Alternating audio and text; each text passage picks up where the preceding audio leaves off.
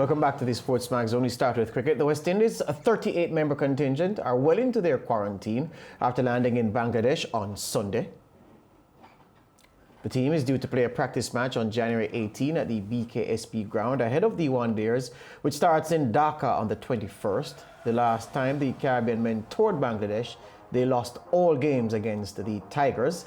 They lost the first test in Chattogram by 64 runs, then the second test in Dhaka by an innings and 184 runs. They lost the first ODI in Dhaka by 5 wickets, the second also in Dhaka by 4 wickets, and the final one in Sylhet by 8 wickets. So the head coach, Phil Simmons. All right, so that was what happened on the last tour of Bangladesh lands. Almost said Michael. Yeah, so there you go. Losing everything. The Tigers, the dominant team on the last tour. Phil Simmons will hope to make the record different this time. Does he have the ammunition to do it, you say? Well, I would suggest no, because if the team that had played there the last time was on paper a significantly stronger team than the one that's there now, it stands to reason that this team will struggle to cope with the conditions and the quality of the Bangladesh team. So I would think the odds heavily favor Bangladesh dominating this series as they did the last one. But we don't expect George to hear Phil Simmons saying anything different from the narrative that we're getting from him. He's the coach. He needs to inspire and motivate his boys. And he has to put a spin that gives the team some momentum and psychological self-assurance going into the series. Well, Simmons, he held a press conference earlier on this Tuesday, and he told the media that the team is motivated to turn around their fortunes and to improve their record in Bangladesh. I think any series you're going to, the first game is to win the series. I think it's always going to be hard when you're away from home, because if you watch around the world, it's every team around the world plays well at home. It's going to be a hard series, but the first aspect is to win the series. The second is to make sure we prepare well and give the players the best opportunity to perform on the stage in Chittagong and in Dhaka. So I think once the preparation is going to be important, we prepare well, and we have an opportunity to win a test match here. The thing is that it's not hard to motivate these guys. I think everybody here is hungry for success. Jabir, everybody here wants please proceed with your question. Seal their place in the team and continue to go forward. As I said before, we have a long year of cricket. And I just want to ask you about the team strength about West Indies. There's no work in motivating how do you see them doing well in Bangladesh? Yeah, so the audio of, the video of Phil Simmons corrupted there by some noise in the environment. But you heard him, Lance, saying that it's not hard to motivate these players. And I would be agreeing with him, even though it's easy to be cynical about the West Indies. I would agree with him because the bulk of these players are getting a chance that they wouldn't have been anticipating when the itinerary was published that the West Indies will be going to Bangladesh at this time of the year. So enthusiasm must be high and optimism must also be high. And each man there now who is not a regular in this side must be feeling that they can cement a space, they can pinch a place. And so this is why Phil Simmons would say motivation is perhaps the easiest thing he has to do.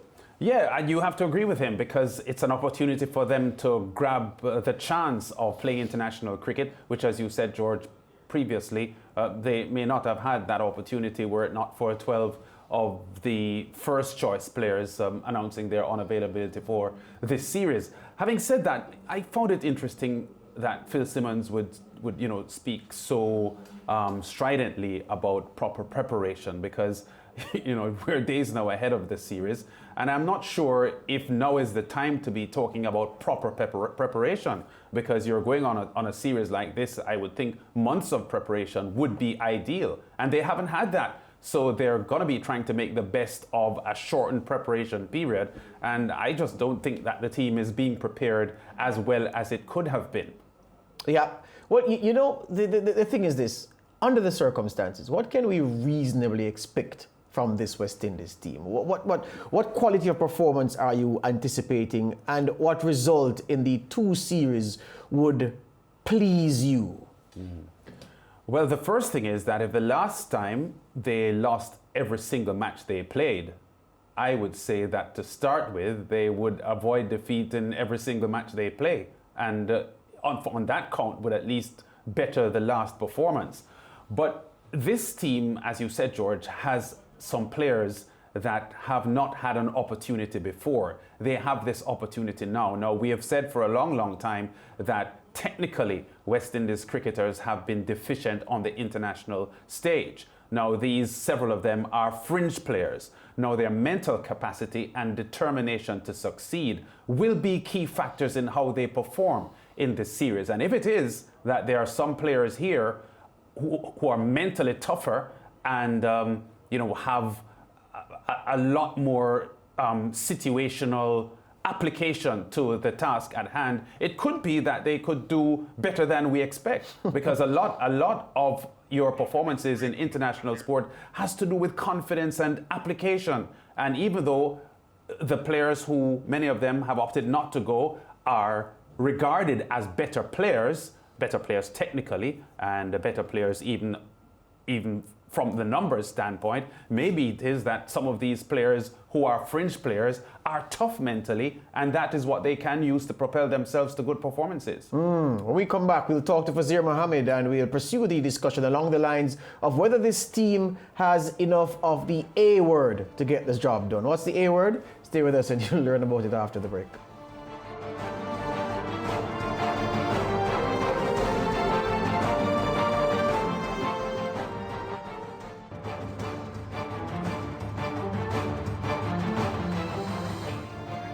Back with us on the SportsMax Zone. Fazeer Mohammed joins us now. Fazeer, the West Indies and the Bangladesh tour, their third tour, the West Indies, since COVID-19 declared a pandemic. Let me ask you this, Fazeer. Even as we want to be kind to and respectful to the players on the tour of Bangladesh, what is true is that many of those on the tour are of lesser ability than those who opted not to tour.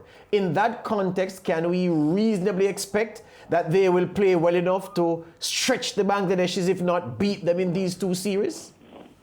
Well, the numbers suggest that they won't.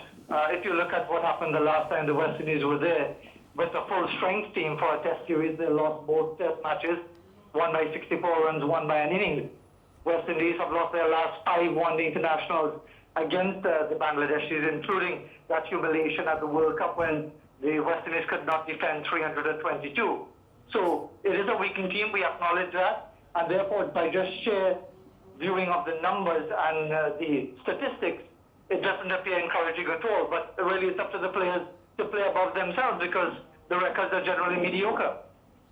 People oftentimes a lot of stories put Fazeer into motivation, because you hear that if a man is motivated, he may produce more, or an athlete, man or woman, is motivated, they may produce more than the athlete who is not motivated. But can any amount of motivation make up for that basic kernel, skill, or ability where Test cricket or ODI cricket is concerned? In some cases, it may do so, and I can give you a classic example. The West Indies tour of England in 2017, where the first test match, West Indies lost 19 wickets in one day to lose comfortably inside 3 days, and everyone felt, including myself, that this was going to be a 3-0 whitewash. The next match, the West Indies chased down 322 on the last day to win a test match quite comfortably in what is still seen as one of the most remarkable turnarounds in the entire history of Test cricket from match to match. When the West Indies were in Sri Lanka in 2005, again with a depleted team because of industrial issues between the Players Association and the cricket board as it was at the time, the players, some of them rose above their ordinary numbers and put up a really fighting effort. They still lost, but they showed a level of determination that we hadn't seen previously from fairly recent West Indies teams of that era. So it is possible. I don't think you could rule it out completely, George, that some of these players, because they do have some ability, can rise above their ordinary numbers and put up a tremendous fight. And let's also put in context, Bangladesh are not necessarily world beaters. They are competitive in their home conditions, but they aren't anywhere near the top of world cricket when it comes to the test matches, certainly. So I think with those combinations of factors, if you want to be extremely optimistic, you could talk about the West Indies certainly being a lot more competitive than the numbers suggest that they will be. Under these conditions, isn't it, you believe, a better thing for the West Indies to have players on tour who really want to go, notwithstanding they may not be A choice or A class, but these guys really want to go relative to the usual picks who may be there and not being too keyed in to being on tour and playing Test cricket under these conditions? Which brings me to the last question I posed to you when we had our last discussion. Why do we always seem to have this dialogue when it comes to West Indies cricket? One, about teams not being at full strength and players pulling out for different reasons over different eras. And why are we talking about players who are established in the West Indies team and maybe even going as far as assuming that they aren't really motivated to give up their very best? What is it about our game that has a situation of whether it's about fatigue, whether it's about frustration, whether it's about being tired of losing, whether it's about feeling that they're more appreciated in other environments, that you have the same players we are talking about now who are hungry and eager and really desperate to perform. If they are consistent in the West Indies team, the trend suggests that in 5-6 years' time, or maybe even earlier, we'll be asking the same questions of these same players who we're talking about being possibly supremely motivated. Mm-hmm. You know, Faz, yesterday we spoke to Courtney Walsh, who discussed, well, primarily the women's team and his preparation for their series coming up. But we also spoke to him about Bangladesh and the upcoming tour, because we know he had spent 3 years there as part of the coaching staff, the bowling coach primarily. He suggested that he thinks that the Bangladeshis, based on the conditions there, will primarily focus on using a spin-dominant bowling attack to nullify whatever the West Indies batsmen try to offer. Now, I go back to the interview we had with Roger Harper, chairman of selectors for the West Indies, and he, in trying to explain Shamar Holder's omission, posited that they needed to beef up their spin attack because they feel that's where the series will be with spin bowling. So, you know, I put it to him that they picked 3 left-arm spinners, Jamel Warrican, Veerasamy Permal and Kavim Hodge. He suggested that Hodge may not have been so much picked as a left-arm spinner, but, you know, he's more of an all-rounder, he said. But about the squad that has been picked, and that same spin dominant presence in the team, do you think that was a good way to go? I don't necessarily think so, because the point is you could very well be playing into the hands of the Bangladeshis. And I still find it difficult to understand the omission of Shamar Holder. I have tremendous respect for Roger Harper. We may disagree about a lot of things because I believe he's really committed to the very best for West Indies cricket, as are all the selectors. But I find it very difficult to understand that level of rationale and not even finding a place for someone who had made his test debut and didn't disgrace himself in the last international match that he played in New Zealand. But to answer your question more specifically, I think if you've given someone like a Shamar Holder or an Alzari Joseph or a Kim Root or anybody else the challenge of going to a place like Bangladesh and putting pressure on the Bangladeshis in their own conditions. We've seen it before. We've seen players rise to the challenge. And yes, the names I'm going to call are some of the very best in the world. But the likes of Malcolm Marshall, I spoke to Michael Holding many times over about this, and he said he never had any problems playing in India because his attitude was go out there rather than complain and have issues about the pitch. You use your pace and your skill and your variations and your knowledge. Andy Roberts, likewise, on his first tour to the subcontinent in 1974-75, took the most wickets in a series at that time by a West Indian, and it happened to be against India and Pakistan in India and Pakistan. So the idea of us picking horses for courses makes sense to a certain degree. But if it is that you've got players of quality who happen to be fast bowlers, why not give them the opportunity? Because not every surface you're going to bowl on is going to be a fast bowler's paradise in other parts of the world. That all aids the development of all cricketers, batting, bowling, spin, pace, whatever it may be. Pick your best cricketers. Yeah, I heard one of the commentators in the India-Australia series just a couple of days ago mention that, in his opinion, Courtney Walsh is the best fast bowler he had ever seen in his lifetime on a flat pitch, suggesting, that there are times fast bowlers can apply themselves and get results on a pitch that may not be favouring fast bowling. Having said that, though, I'm not sure how much of Phil Simmons you heard earlier on. He spoke about the players being motivated and preparing well for this series. Is there time enough to prepare well for this series? Many of these players a month ago had no clue that they would be in Bangladesh. Well, I don't think there's going to be enough time, but Phil has to get them ready as best as he can. I did hear a bit of that comment that you alluded to, and he can only do the best with the resources that he has and in the time frame that he has and the limitations of COVID-19. The days are long gone when you would play 4, 5, 6 first-class matches. Even on a tour on the subcontinent, you play 3 or 4 first-class matches to get yourself ready for a test series of 5 test matches, sometimes 6. Now it's just 2. Sometimes it's a one-off test match. It is a very different era. And therefore, the players, you might want to say almost on a hiding to nothing, but it's up to them. It's up to those players, rather than lament the situation and wonder about them being second-rated and so on. This is not the time for them to hang around focusing on that.